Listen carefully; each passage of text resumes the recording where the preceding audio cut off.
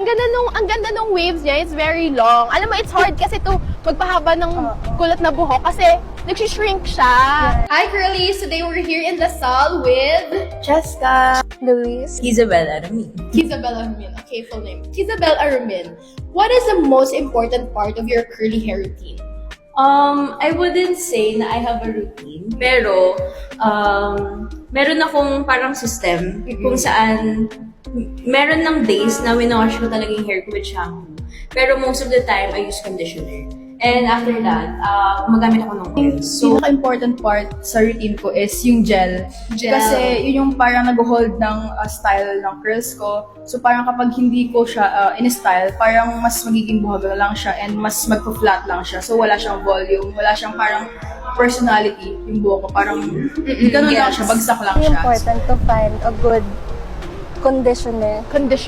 And then after, yung leave-on conditioner. It's hard kasi to magpahaba ng kulot na buhok kasi nagsishrink siya. Yes. Okay, so girl, dahil ang pinaka-important part of your routine is the moisture, we're gonna give you our Curls by Z Nutrients leave-in conditioner. It's for your use na. Okay? Thank you so much, Luis. We hope na our product helps your curls become shinier, bouncier, and healthier. Okay?